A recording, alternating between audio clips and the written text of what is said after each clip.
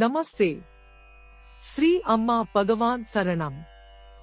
என் கணவரின் திடீர் மறைவுக்கு பிறகு சொத்து பிரிப்பு மற்றும் பங்கீடு பற்றி யோசிக்கும் நிலையில் நான் இல்லை. என்னிடம் ஆட்சேபனை இல்லை என்று எழுதுமாறு கூறப்பட்டது.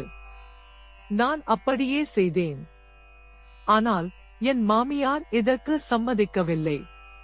ஆவணங்களை படிக்க வேண்டும் என்று அவர் வலியுறுத்தினார். இருப்பினும் நான் அவ்வாறு செய்யவில்லை.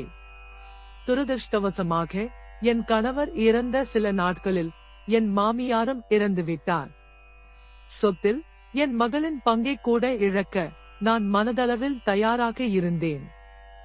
ஆனால் ஆச்சரியப்படும் விதமாக சில ஆவணங்களில் என் கணவரின் பெயர் நாமினியாக இருந்ததால் வங்கியால் எங்களுக்கு நோட்டீஸ் அனுப்பப்பட்டது. என் மகள் விண்ணப்பிக்க வேண்டும் என்றும் சொத்து இப்போது என் மகளுக்கு வந்து சேரும் என்றும் வங்கி அதிகாரிகள் கூறினர். நானும் என் மகளும் இந்த புதிய தகவலை கேட்டு திகைத்து போனோம். அப்போது வங்கிக்கு வெளியே ஒரு வயதான பெண்மணி அமர்ந்திருப்பதை கண்டோம். அவளுக்கு கொஞ்சம் நிதி உதவி வேண்டியிருந்தது. நான் உடனடியாக அவளுக்கு பணம் தந்து உதவினேன். நன்றியுணர்வின் அடையாளமாக அவள் எனக்கு ஒரு பழத்தை கொடுத்தாள்.